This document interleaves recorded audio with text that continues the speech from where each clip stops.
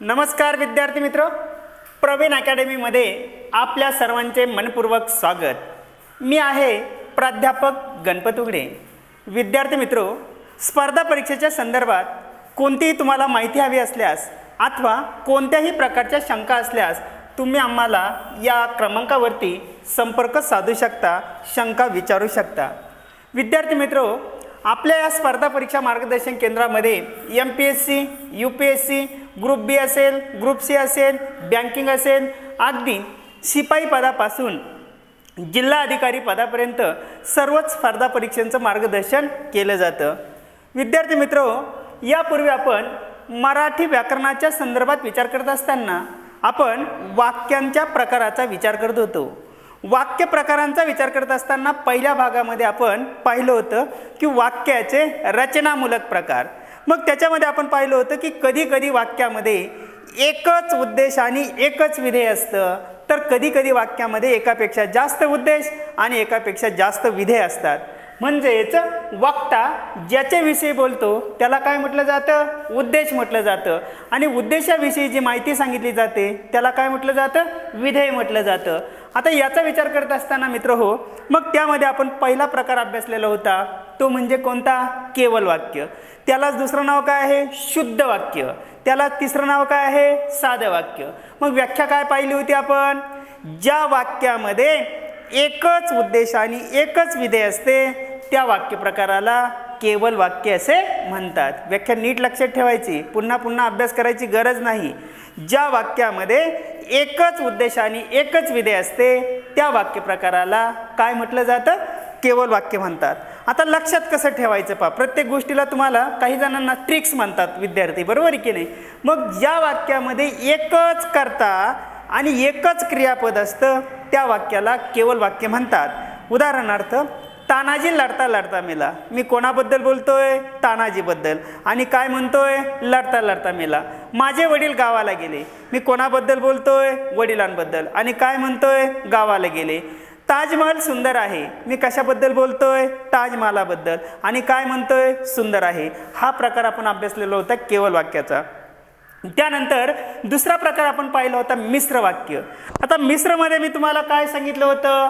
तर मिश्र वाक्यामध्ये मी तुम्हाला सांगितलं होतं की एक प्रधान वाक्य आणि दुसरे गौण वाक्य हे जे ते, जर तर, जसे तसे, जेथे तेथे, जेव्हा तेव्हा या गौणत्व सूचक उभय अन्नव्य अव्ययांनी जोडली जात असेल त्या प्रकाराला काय म्हटलं जातं? मिश्र वाक्य असे म्हणतात। उदाहरणार्थ, जेव्हा आकाशामध्ये ढग जमतात तेव्हा मोर नाचू लागतात। मोर केव्हा नाचू लागतील?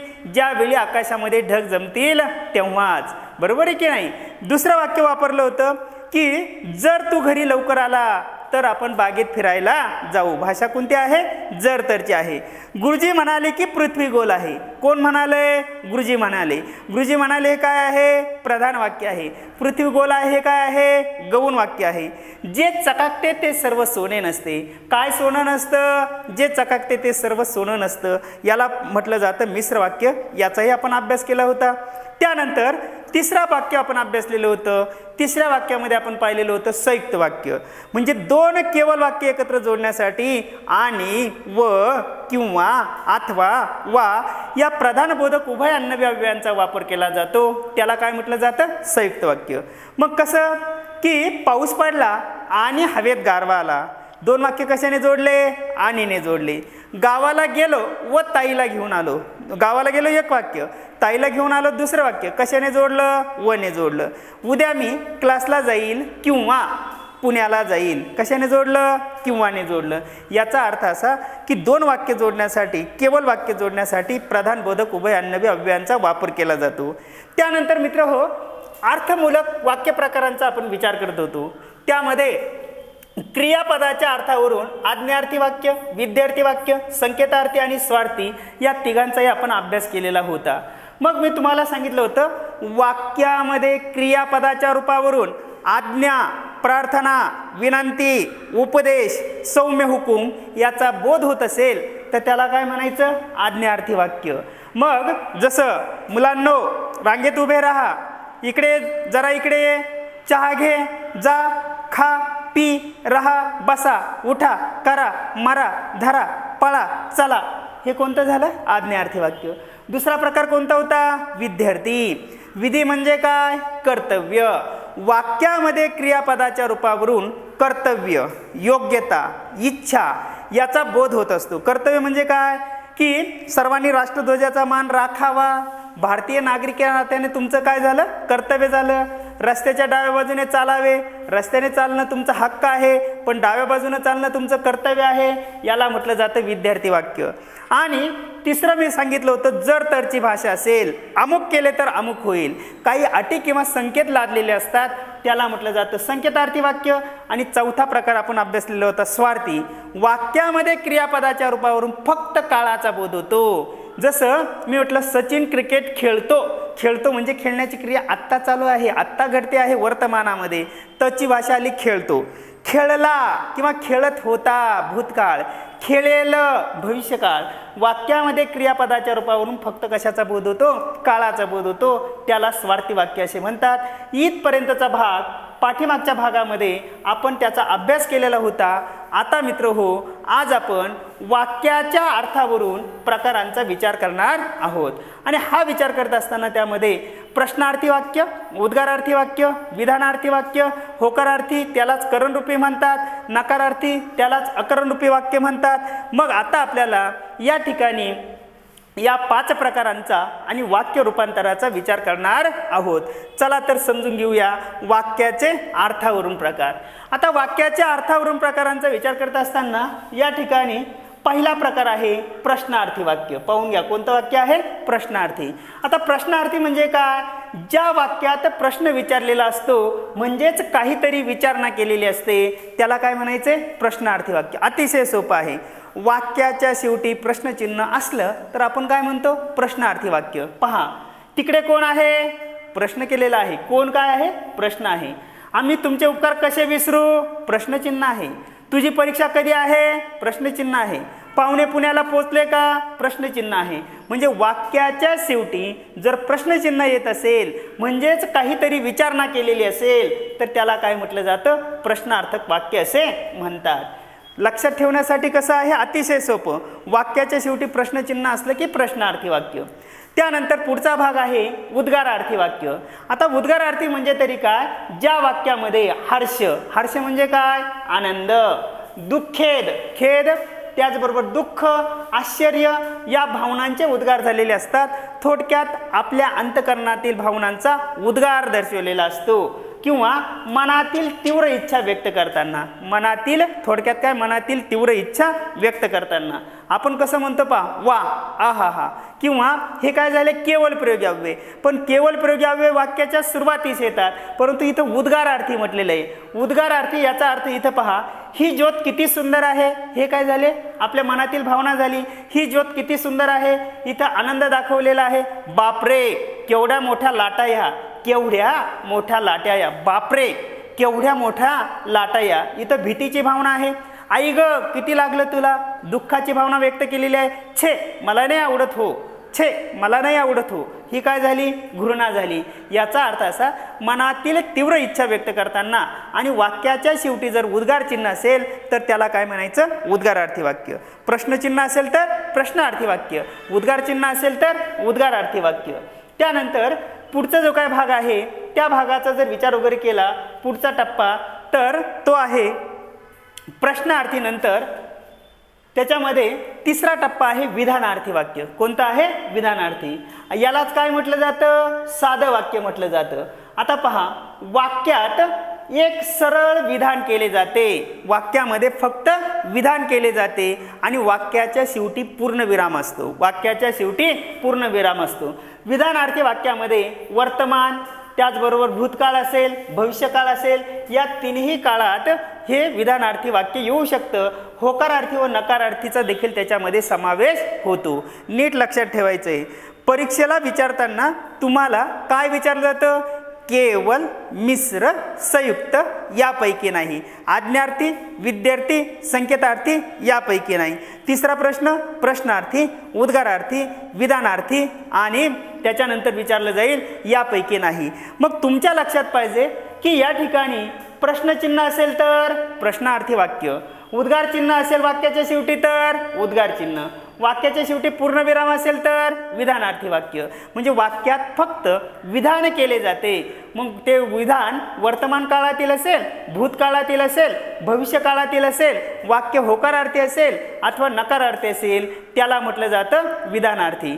आता याच्यामध्ये काय असतं पहा, विधानार्थी वाक्यात उद्गारार्थी व प्रश्नार्थी वाक्य कधीच येत नाही, परंतु होकारार्थी व नकारार्थी येतं, हेही तुम्हाला लक्षात ठेवावं लागेल. पहा, पिंपळाचा काय लिहिलेलं आहे, पिंपळाचा प्रत्येक अवयव उपयोगी आहे. वाक्याच्या शेवटी काय आहे, पूर्णविराम आहे. म्हणजे हे फक्त विधान केलेलं आहे. ताजमहल सुंदर आहे, मराठी मातृभाषा आहे, राम राजा झाला, भारत माझा देश आहे. म्हणजे विधानार्थी वाक्याची सुरुवात नेहमी कर्त्याने होते. हा मुद्दा तुम्हाला 100% लक्षात ठेवावाच लागेल. लक्षात ठेवा. आता मी काय सांगितले ते, की या ठिकाणी हा जो काय भाग आहे, की इथं हे लक्षात ठेवायचे. पहा, हायलाइटर केलेलं आहे. विधानार्थी वाक्याची सुरुवात नेहमी कशाने होते, कर्त्याने होते. हे मात्र तुम्हाला लक्षात ठेवावं लागेल. आणि वाक्याच्या शेवटी काय असतं, वाक्याच्या शेवटी पूर्णविराम असतो. वाक्याच्या शेवटी पूर्णविराम असतो, हे लक्षात ठेवणं गरजेचं आहे. आता पहा बरं का, 3 वाक्य वापरले आपण. पहिलं पाहिलं प्रश्नार्थी, वाक्याच्या शेवटी प्रश्नचिन्ह असतं. दुसरं पाहिलं उद्गारार्थी, वाक्याच्या शेवटी उद्गारचिन्ह असतं. आणि तिसरं पाहिलं विधानार्थी. विधानार्थी वाक्यामध्ये वाक्याच्या शेवटी पूर्णविराम असतो आणि कर्ता वाक्याच्या शेवटी असतो. हे तुम्हाला लक्षात ठेवावं लागेल. त्यानंतर पुढचा प्रकार आहे होकारार्थी वाक्य. होकारार्थीला दुसरं नाव काय आहे, व करणरूपी वाक्य. काय म्हटलं जातं, करणरूपी वाक्य. वाक्यात क्रियेचा होकार दर्शविलेला असतो. मला 4 चाकी चालवता येते, होकार आहे. चैताली नृत्य करते, चैताली नृत्य करते, करते होकार आहे. गणपतरावांची समृद्धी कलेक्टर झाली, गणपतरावांची समृद्धी कलेक्टर झाली. आता इथं काय आहे, होकार आहे. म्हणजे वाक्यामध्ये क्रियापदाच्या रूपावरून जर होकार लक्षात येत असेल, त्यालाच काय म्हटलं जातं, करणरूपी किंवा होकारार्थी वाक्य असे म्हणतात. करणरूपी असेल तर होकारार्थी आणि अकरणरूपी असेल तर नकारार्थी. आता लक्षात घ्या, 4 प्रकार झाले बरं का. प्रश्नार्थी, उद्गारार्थी, त्यानंतर विधानार्थी आणि चौथा आहे होकारार्थी. पण लक्षात ठेवण्यासारखी ट्रिक्स कसं, प्रश्नचिन्ह, उद्गारचिन्ह, पूर्णविराम, होकार. आता पहा, शेवटचा जो काही भाग आहे त्याला म्हटलं जातं नकारार्थी वाक्य. कोणतं आहे, नकारार्थी. नकारार्थीला दुसरं नाव काय आहे, अकरणरूपी वाक्य. कोणतं आहे, अकरणरूपी. वाक्यात क्रियापदाच्या रूपावरून नकार दर्शवला जातो. वाक्यात नकार दर्शवला जातो. मुलांनो, खोटं बोलू नये, नकार झाला. किंवा इथं तुमच्या लक्षात येतं की जयश्रीला सायकल चालवता येत नाही, नकार आहे. नयेवरून नकार आहे. सुज्ञास सांगण्या न लगे. जो मुळातच एखादी गोष्ट समजू शकतो त्यांना पुन्हा पुन्हा सांगण्याची गरज नसते. न लगे सांगावं लागत नाही. छे, मला निमंत्रण नव्हते. म्हणजे या ठिकाणी नये, नाही, नको, न लगे, नव्हते, ही जी काही क्रियापद वगैरे आहे, वाक्यामध्ये क्रियापदाच्या रूपावरून नकार लक्षात येत असेल तर त्याला म्हटलं जातं अकरणरूपी वाक्य. कोणतं, काय म्हणायचं त्याला, अकरणरूपी वाक्य. आणि होकार लक्षात येत असेल तर करणरूपी वाक्य. करणरूपी म्हणजे होकार, अकरणरूपी म्हणजे नकार.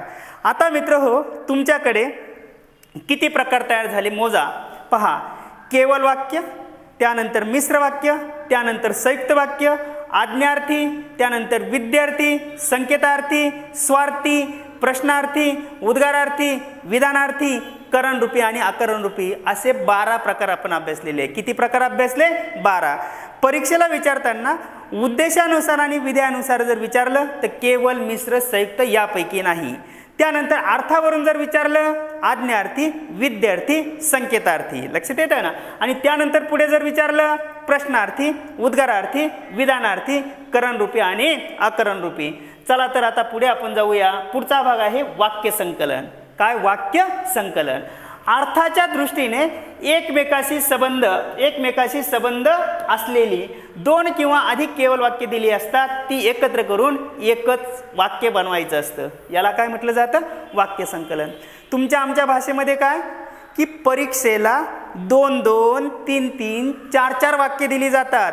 त्यामध्ये 4 क्रियापद वगैरे असतात आणि तुम्हाला विचारलं जाईल या चारही वाक्याचं एकच केवल वाक्य बनवा, एकच संयुक्त वाक्य बनवा, एकच मिश्र वाक्य बनवा. या प्रश्नांची उत्तर देण्यासाठी चला तर आपण त्या ठिकाणी त्याचा विचार करूया. वाक्य संकलन. अर्थाच्या दृष्टीने एकमेकाशी संबंध जोडलेली दोन किंवा अधिक केवल वाक्य दिले असता ती एकत्र करून एकच केवल वाक्य बनवणे याला म्हटलं जातं वाक्य संकलन. आता हे दोन किंवा अधिक केवल वाक्यांचं एक केवल वाक्य बनवणे, दोन किंवा दोनापेक्षा अधिक केवल वाक्य जोडताना एकच कर्ता, हे मात्र लक्षात ठेवायचे, एकच कर्ता आणि एकच मुख्य क्रियापद असावे लागते. म्हणजेच दिलेल्या वाक्यापैकी एका वाक्यातील क्रियापद ठेवून इतर वाक्यातील क्रियापदांचा धातुसाधिते, नाम, विशेषण त्याचबरोबर क्रिया विशेषण याच्यामध्ये रूपांतर करायचे असते. मात्र वाक्याचा अर्थ बदलू द्यायचा नसतो. थोडक्यात तुम्हाला परीक्षेला 2, 3, 4 वाक्य दिली जातात. त्या वाक्याचे एकत्रीकरण करायचे. एकत्रीकरण केल्यानंतर एकच क्रियापद ठेवायचं आहे आणि वाक्याचा मूळ अर्थ बदलू द्यायचा नाही. पहा उदाहरण. हे शिल्प फार प्राचीन आहे, त्यावरील कला देखील सुंदर आहे. हे शिल्प फार प्राचीन आहे, त्यावरील कला देखील सुंदर आहे. या ठिकाणी यापूर्वी हेच वाक्य परीक्षेला विचारलेलं आहे. मग आता याचं केवळ वाक्यामध्ये रूपांतर कसं होईल पहा. हे शिल्प फार प्राचीन असून त्यावरील कला देखील काय आहे, सुंदर आहे. म्हणजेच या ठिकाणी दुसरं वाक्य पहा. मी फरशीवरून चालत होतो, माझा पाय घसरला, मी पडलो. आता याचं केवळ वाक्य दिलेलं आहे पहा. मी फरशीवरून चालत असताना, मी फरशीवरून चालत असताना पाय घसरून पडलो, घसरून पडलो. मी फरशीवरून चालल्यानंतर किंवा चालताच पाय घसरून पडलो, चालल्यावर पाय घसरून पडलो. अशा प्रकारची तुम्हाला काय करता येतील, केवळ वाक्य बनवता येतील. म्हणजे त्याच्यामध्ये विशेषण असेल, क्रिया विशेषण असेल, नाम असेल, याने ती वाक्य काय करावी लागतात, कनेक्ट किंवा जोडून घ्यावी लागतात. नीट लक्षात घ्या. मी फरशीवरून चालत होतो, माझा पाय घसरला, मी पडलो. या वाक्याचं हे काय केलेलं आहे, केवळ वाक्य दिलेलं आहे. आता याचंच मिश्र वाक्य कसं होईल. जेव्हा मी फरशीवरून चालत होतो तेव्हा पाय घसरून पडलो. म्हणजे जेव्हा तेव्हाची भाषा आली, जेव्हा तेव्हा अशी जर भाषा आली तर ते कोणतं वाक्य होईल, ते कोणतं वाक्य होईल, मिश्र वाक्य होईल. कोणतं वाक्य होईल, ते मिश्र वाक्य होईल. पुन्हा दुसऱ्या पद्धतीने करता येईल की जसा मी फरशीवरून चालत होतो तसा पाय घसरून पडलो. याला काय म्हणायचं, केवळ वाक्य. त्याच्यानंतर संयुक्त वाक्य बनवता येईल. संयुक्त वाक्य कसं बनवता येईल पहा. मी फरशीवरून चालत होतो आणि माझा पाय घसरला व मी पडलो. मी फरशीवरून चालत होतो, माझा पाय घसरला व मी पडलो. किंवा मी फरशीवरून चालत होतो म्हणून माझा पाय घसरला आणि मी पडलो. तुम्ही कोणत्याही त्या ठिकाणी उभय अन्नव्य अव्ययाचा वापर करू शकता. त्यानंतर दिलेल्या वाक्याचे एकच मिश्र संयुक्त वाक्यामध्ये रूपांतर करता येते. मी एक युक्ती सुचवली, ती ऐकून राजा गंभीर झाला. पहा बरं का. मी एक युक्ती सुचवली, ती ऐकून राजा गंभीर झाला. केवळ वाक्य पहा. मी सुचवलेली युक्ती ऐकून राजा गंभीर झाला. म्हणजे या ठिकाणी केवळ वाक्यामध्ये एकच कर्ता आणि एकच क्रियापद आहे. मी कोण झाला, कर्ता झाला आणि झाला हे काय झालं, क्रियापद झालं. बरोबर आहे की नाही. आता दुसरं पहा. केवळ मिश्र आणि संयुक्त वाक्य. परीक्षेला तुम्हाला 3 वाक्य दिलीत पहा. 3 वाक्य कोणती दिली. पहिलं वाक्य काय आहे, गाव सोडला. दुसरं वाक्य हिरवेगार रानं दिसू लागली आणि तिसरं वाक्य काय आहे, मनाला बरे वाटले. आता या 3 वाक्याचे आपल्याला काय करायचं मित्रो, एकच केवळ वाक्य बनवायचं. कसं होईल पहा. कसं केवळ वाक्य कसं होईल. मी इथं केवळ वाक्य पहिल्यांदा लिहितो. केवळ वाक्य. केवळ गाव सोडताच हिरवीगार रान दिसू लागल्याने मनाला बरे वाटले. आता पहा इथं काय केलंय, केवळ वाक्य. गाव सोडताच हिरवीगार रानं दिसू लागल्याने मनाला बरे वाटले. या तिन्ही वाक्याचं काय केलं मी, केवळ वाक्य बनवलं. केवळ वाक्य बनवलंय. आता याचंच मिश्र वाक्य कसं तयार होईल पहा. की जेव्हा गाव सोडला. आता मिश्र वाक्य बरं का. कसं होईल, जेव्हा गाव सोडला. जेव्हा गाव सोडला तेव्हा हिरवीगार रान दिसू लागल्याने मनाला बरे वाटले. जसा गाव सोडला तशी हिरवीगार रानं दिसू लागल्याने मनाला बरे वाटले. जेथे गाव सोडला तेथे हिरवीगार रानं दिसू लागल्याने मनाला बरे वाटले. याला कोणतं वाक्य म्हणायचं? मिश्र वाक्य. आणि तिसरं काय आहे? संयुक्त वाक्य. संयुक्तमध्ये कशाचा वापर केला? गाव सोडला आणि हिरवीगार रानं दिसू लागली व मनाला बरे वाटले. काय? गाव सोडला आणि हिरवीगार रानं दिसू लागली व मनाला बरे वाटले. अशा पद्धतीने मित्र हो, तुम्हाला काय की कितीही वाक्य जरी दिली, 3 वाक्य देऊ द्या, 4 वाक्य देऊ द्या, परंतु त्याच्यामध्ये तुम्हाला योग्य पद्धतीने त्याचं संकलन करता आलं पाहिजे. आता याचा विचार करत असताना पुढे पहा, वाक्य रूपांतर. वाक्याच्या अर्थात बदल न करता रचनेत केलेल्या बदलास काय म्हणायचे? वाक्य रूपांतर म्हणायचे. आता पहा बरं, वाक्य संकलन आपण पाहिलं. संकलन करणं म्हणजे काय पाहिलं आपण? एकत्रित करणं. एकत्रित करत असताना काय, परीक्षेला 2 किंवा 3 किंवा 4 वाक्य दिली जातात. त्याचंच एकच केवळ वाक्य करायचं असतं, मिश्र वाक्य करायचं असतं, संयुक्त वाक्य करायचं असतं. याला म्हटलं जातं वाक्य संकलन, म्हणजे एकत्रित करणे. आता दुसरा जो काही भाग आहे त्याला म्हटलं जातं वाक्य रूपांतर. काय आहे? वाक्य रूपांतर. आता वाक्य रूपांतराचा विचार करत असताना वाक्याच्या अर्थात बदल न करता रचनेत केलेल्या बदलास वाक्य रूपांतर म्हणतात. नीट लक्षात ठेवा, वाक्याच्या अर्थात बदल न करता रचनेत केलेल्या बदलाला वाक्य रूपांतर म्हणतात. मग त्यामध्ये प्रश्नार्थी व विधानार्थी वाक्याचे परस्पर रूपांतर. परस्पर रूपांतर. प्रश्न होकारार्थी असेल तर विधानार्थी वाक्य कसं होतं? नकारार्थी होतं. आणि प्रश्न नकारार्थी असेल तर वाक्य कसं होतं? विधानार्थी वाक्य कसं होतं? होकारार्थी. आता लक्षात घ्या, प्रश्नार्थी वाक्याचे विधानार्थी वाक्यात रूपांतर करायचं आणि त्याच्यानंतर ते करत असताना प्रश्न होकारार्थी असेल तर विधानार्थी वाक्य कसं करायचं? नकारार्थी करायचं. आणि प्रश्न नकारार्थी असेल तर विधानार्थी वाक्य कसं करायचं? होकारार्थी. उदाहरण पहा, चालून आलेली संधी कोण दौडेल? चालून आलेली संधी कोण दौडेल? दौडेल. प्रश्नार्थी वाक्य आहे. आता विधानार्थी कसं होईल? चालून आलेली संधी कोणीही दवडणार नाही. इथं पूर्णविराम आहे, इथं काय आहे? प्रश्नचिन्ह आहे. आणि म्हणून हे प्रश्नार्थी वाक्याचं विधानार्थी वाक्यामध्ये काय केलं? रूपांतर केलं. इथं होकार आहे, इथं मात्र काय आहे? नकार आहे. जगी सर्व सुखी असा कोण आहे? हे वाक्य कोणतं झालं? जगी सर्व सुखी असा कोण आहे?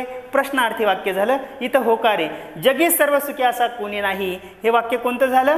या ठिकाणी नकार दाखवलेला आहे, म्हणजे विधानार्थी वाक्य झालं. इथं मात्र तुम्हाला लक्षातच घ्यायचं आहे, प्रश्नार्थी वाक्य वाक्याचे विधानार्थी वाक्यात रूपांतर करताना प्रश्न होकारार्थी असेल तर विधानार्थी वाक्य नकारार्थी करायचे. प्रश्न नकारार्थी असल्यास विधानार्थी वाक्य होकारार्थी करायचे. तिसरं उदाहरण पहा, परीक्षेच्या अभ्यासासाठी काळजी घ्यायला नको का? नको का प्रश्नार्थी वाक्य आहे.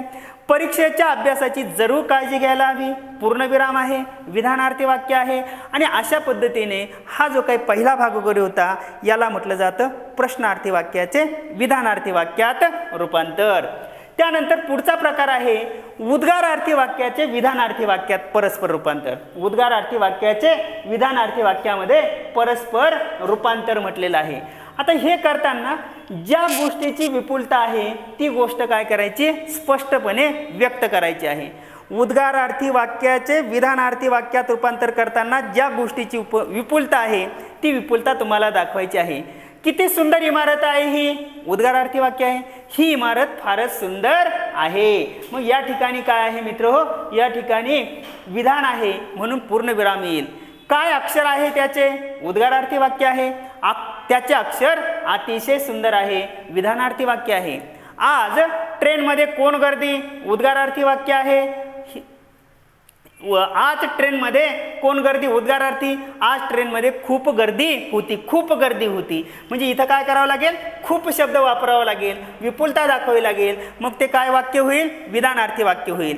ही रांगोळी सुंदर आहे. ही रांगोळी सुंदर आहे. या ठिकाणी ही रांगोळी सुंदर आहे हे उद्गार झाले आणि किंवा किती सुंदर रांगोळी ही उद्गार झाले. ही रांगोळी सुंदर आहे हे काय झालं? विधान झालं. म्हणजे मित्र तुमच्या लक्षात घ्यावं लागेल की उद्गारार्थी वाक्याचे विधानार्थी वाक्यामध्ये रूपांतर करताना ज्या गोष्टीची विपुलता आहे ती गोष्ट विपुलतेमध्ये दाखवणं गरजेचं आहे. इथं पहा, ही इमारत फारच सुंदर आहे, विपुलता दाखवलेली आहे. अतिशय सुंदर अक्षर आहे, विपुलता आहे. ट्रेनमध्ये खूप गर्दी, खूप ही विपुलता आहे. रांगोळी खूप सुंदर आहे, सुंदर खूप इथं विपुलता दाखवलेली आहे. हे तुम्हाला लक्षात घ्यावं लागेल. नीट लक्षात घ्या. प्रश्नार्थी वाक्याचे आपण विधानार्थी वाक्यामध्ये रूपांतर केलं. दुसरी गोष्ट पाहिली उद्गारार्थी वाक्याचे विधानार्थी वाक्यामध्ये रूपांतर, आणि मग उद्गारार्थी विधानार्थी उद्गारार्थी विधानार्थी हे तुम्ही लक्षात घेणं गरजेचं आहे. त्यानंतर मित्र शेवटचा जो काही प्रकार आहे त्याला म्हटलं जातं होकारार्थी वाक्याचे नकारार्थी वाक्यात परस्पर रूपांतर. काय? होकारार्थी वाक्याचे नकारार्थी वाक्यात परस्पर रूपांतर. आता होकारार्थी वाक्याचे नकारार्थी वाक्यात रूपांतर करताना ज्या गोष्टीला महत्त्व दिलेलं आहे त्या गोष्टीचे विरुद्ध रूप वापरायचे आहे. म्हणजेच वाक्याच्या मूळ अर्थामध्ये बदल न करता वाक्याचं नकारार्थी व नकारार्थी वाक्याचे होकारार्थी. वाक्य होकारार्थी असेल तर नकारार्थी वाक्य करायचे, वाक्य नकारार्थी असेल तर होकारार्थीमध्ये त्याचं रूपांतर करायचं आहे. मात्र वाक्याच्या अर्थामध्ये कोणताही बदल होता कामा नये. आता होकारार्थी वाक्याचे नकारार्थी वाक्य करताना दोन पद्धतीने केले जाते. एक विरुद्धार्थी शब्द वापरून, आणि विरुद्धार्थी शब्द वापरून म्हणजे मोठ्याच्या विरुद्ध काय आहे? लहान, नफ्याच्या विरुद्ध तोटा, चांगल्याच्या विरुद्ध वाईट, गरिबाच्या विरुद्ध श्रीमंत. म्हणजे विरुद्धार्थी शब्द वापरून होकारार्थीचे आपल्याला नकारार्थी करता येतं, नकारार्थीचं होकारार्थी करता येतं.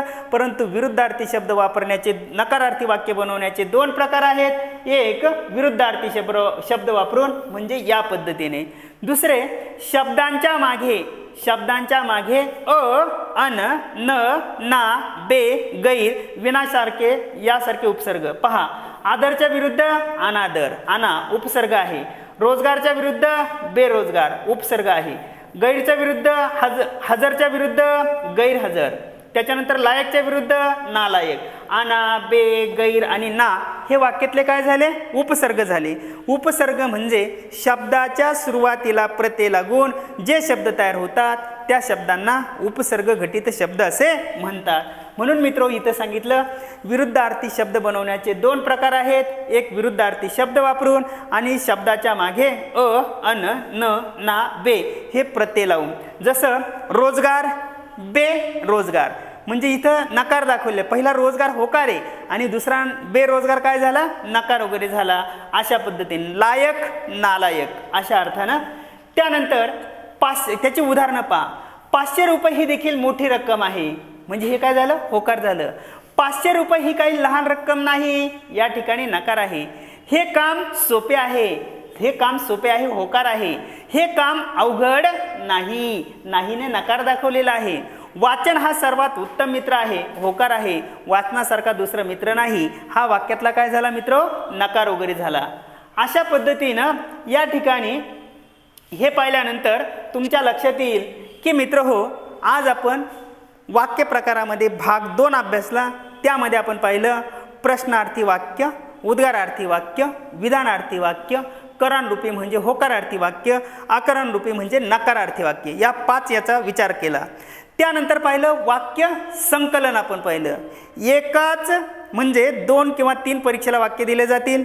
त्या 3 वाक्याचे एकच केवळ वाक्य बनवणं, त्याचं संयुक्त वाक्य बनवणं, त्याचंच मिश्र वाक्य बनवणं. त्यानंतर आपण पाहिलं विधानार्थी वाक्याचे विधानार्थी वाक्याचे प्रश्नार्थी वाक्यात रूपांतर, उद्गारार्थी वाक्याचे विधानार्थी वाक्यात रूपांतर, होकारार्थीचे नकारार्थी वाक्यात रूपांतर आणि नकारार्थीचे होकारार्थी वाक्यात रूपांतर कसे करता येते हा सविस्तर भाग आपण अभ्यासलेला आहे. अशा पद्धतीने मित्र हो, वाक्याचे 12 प्रकार कोणते? उद्देशानुसार आणि विधेयानुसार 3 आणि बाकीचे इतर 9. 9 3 किती झाले? 12 प्रकारांचा आपण विचार केला. परंतु तुम्हाला ट्रिक्सवर लक्षात ठेवायचं असेल तर ज्या वाक्यामध्ये एकच उद्देश आणि एकच विधेय असते केवळ वाक्य. 2 वाक्य एकत्र जोडण्यासाठी जर, तर, जरी, तरी, जेव्हा, तेव्हा, जेथे, तेथे, जे, ते यांचा वापर केला मिश्र वाक्य. 2 केवळ वाक्य एकत्र जोडण्यासाठी आणि, व, किंवा, अथवा, वाचा वापर केला तर तुम्हाला काय म्हटलं जातं त्या ठिकाणी? संयुक्त वाक्य. जर क्रियापद आज्ञा, प्रार्थना, विनंती, उपदेश असेल आज्ञार्थी. जर त्या ठिकाणी कर्तव्य, इच्छा, पात्रता, योग्यता तर विधानार्थी वाक्य. जर तरची भाषा असेल तर त्या ठिकाणी काय म्हणायचंय तुम्हाला?